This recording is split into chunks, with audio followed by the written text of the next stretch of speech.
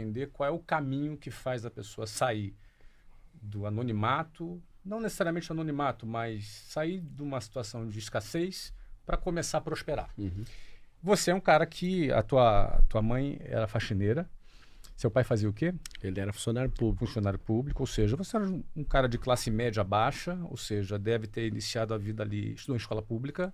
A maior parte do tempo. Uma parte do tempo. Como é que um garoto de classe média baixa, que em geral tem muito pouca perspectiva, sai da sua condição de escassez e começa a prosperar? Ou seja, como é que foi esse início para que você chegasse a um nível de empresário que você é hoje? Classe média baixa, olhando para a minha época, era um nível mais baixo que classe média baixa. Talvez uma classe baixa mesmo. É, classe baixa.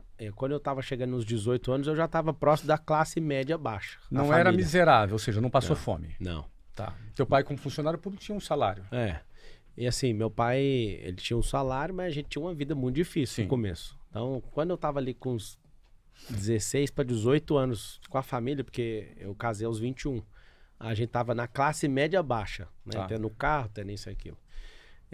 O que acontece? Eu fui programado para ser um funcionário público, para ter estabilidade e tudo. E os lugares que eu fui foram mudando a minha mente, mudando o meu comportamento, mudando os meus hábitos. Por isso que eu ensino para todo mundo que a pessoa deve estar inscrita sempre num novo desafio. A política para mim é um desafio. Eu vou vencer esse desafio. Inclusive, eu tô na minha terceira eleição, nunca perdi nenhuma. Olha que curioso. A de presidente que eu fiz em 2022 foi cancelada. A outra eu virei no mesmo dia para deputado federal. Fui eleito primeiro, depois tomaram. Sim. E eu vou ganhar essa. E assim, é arrogante demais. Não é, cara. É porque todo resultado depende do campo de energia. E depois, né, outros assuntos que eu nem gosto de ficar usando esse nome, porque um monte de gente entende errado. Mas depois que eu entendi física quântica, depois que eu aprendi em profundidade a tratar meu cérebro e com PNL e tudo, não tem como não fazer alguma coisa. Não tem como não chegar no resultado. É impossível para mim. Eu sei que existe um campo, existe uma onda. Eu preciso fazer essa onda entrar numa vibração e fazer pessoas entrarem nessa vibração. Eu preciso de 3 milhões de pessoas vibrando nessa onda. Eu vou falar de política depois, né? O que acontece? No lugar que eu tava, eu ensino isso aqui para todo mundo. Ó. Novos lugares, novas pessoas. Novos lugares, novas pessoas, novas ideias, novas ações e novos resultados. Esse aqui é muito simples. Se a pessoa continuar, você pegava o ônibus lá no Rio de Janeiro, continuar nesse mesmo ambiente, ou seja, não acessar um lugar novo, lá vai ter as mesmas pessoas, lá vai ter as mesmas ideias, repetições de ações e resultados iguais ou piores, porque a tendência do resultado é piorar. Vai virar um ciclo. Sim. Porque o mundo está rodando, né, a 1.675 km por hora. Tá tudo mudando de estação, as coisas estão indo, você está repetindo um comportamento. Vou dar um exemplo. Por que tem a tendência a piorar? Se você está no verão, tendo comportamento de verão, aí você vai para o inverno com comportamento de verão, a tendência é dar errado o resultado. Então a gente tem que ter um comportamento já estudando a próxima estação, tendo estratégia. Se a pessoa repete, a tendência é sempre piorar o resultado. Então assim, e somado ao desânimo, a falta de resultado, vai dar menos resultado ainda. A tendência é sempre piorar.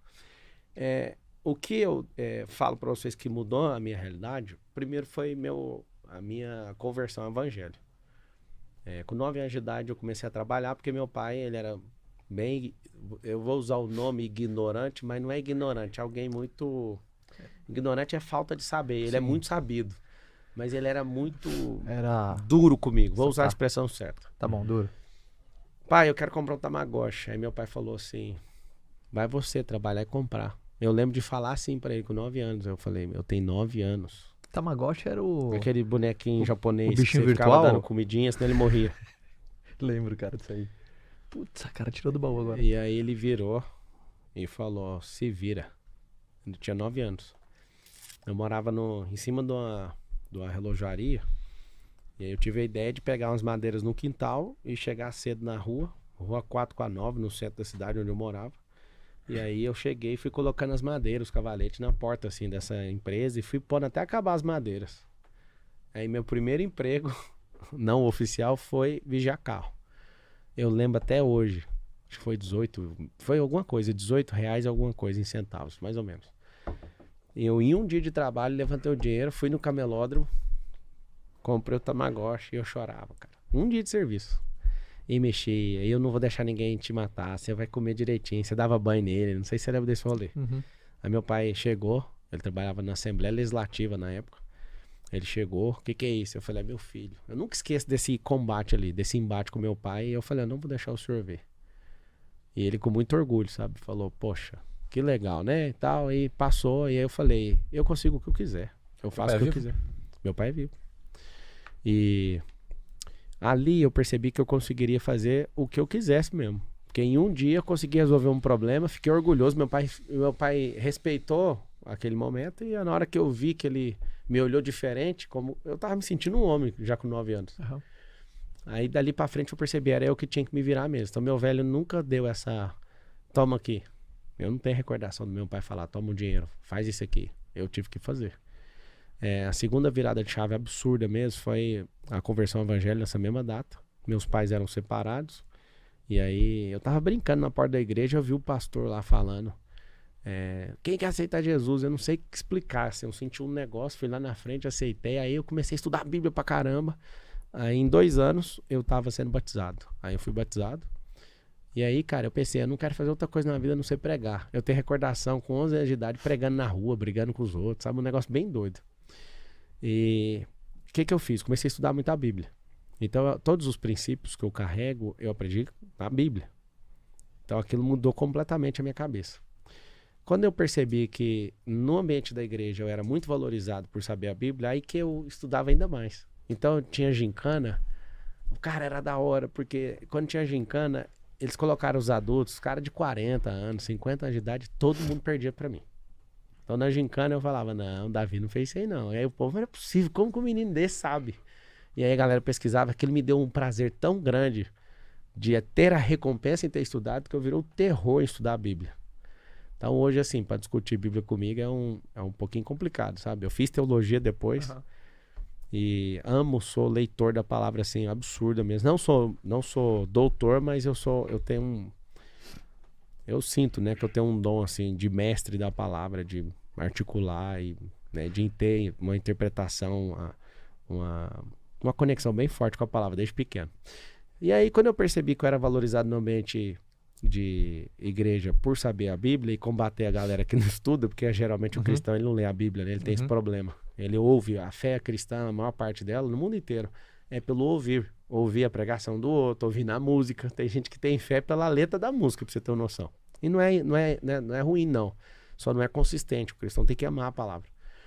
Aí eu tava no ambiente empresarial, com 16 anos de idade. Foi quando entrou a Brasil Telecom na sua vida? Não. Eu era operador de áudio primeiro. Minha carteira de trabalho, 1º de maio foi assinado, no Dia do Trabalhador, em 2003. Eu fiquei 13 anos dentro do regime de CLT. Não sei explicar até hoje por que eu levei 13 anos para sair disso. Mas foi isso, né?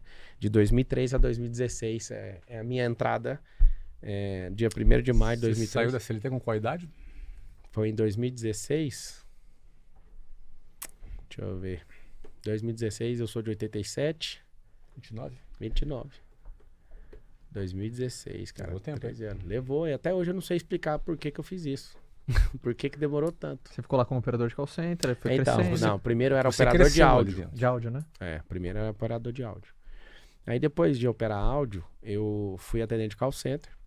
Antes de ser atendente de call center, eu entrei em 2005 no call center. No final do ano, eu consertava computadores e acabei levando um processo criminal por fazer isso. Eu consertei computador para um cara que inclusive era líder da igreja, onde eu frequentava, ganhava R$350. Trabalhei algumas semanas para esse cara e tomei um processo criminal de 13 anos. O mesmo tempo de CLT, ó. Repete o 13 anos. Fiquei 13 anos sendo processado criminalmente por isso. E esse processo foi bom para mim, eu vou te falar por quê. Porque eu tenho repulsa de injustiça. No começo eu tinha uma vergonha absurda disso. Tipo, quando alguém tocava nesse assunto, você Não, ficava ninguém bravo. tocava. Eu deixava um negócio assim, eu não queria abrir esse assunto. Aí chegou um dia... Você ficava tão chateado e você...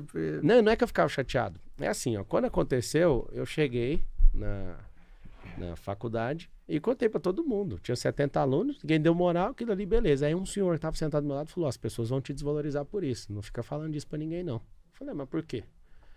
Aí ele foi me explicar. O aluno tinha uns 70, quase 80 anos de idade, o senhor Brito, ele era aluno de direito, o cara sensacional. Ele falou, Pablo, não fica falando isso pros outros como se fosse uma glória, sabe?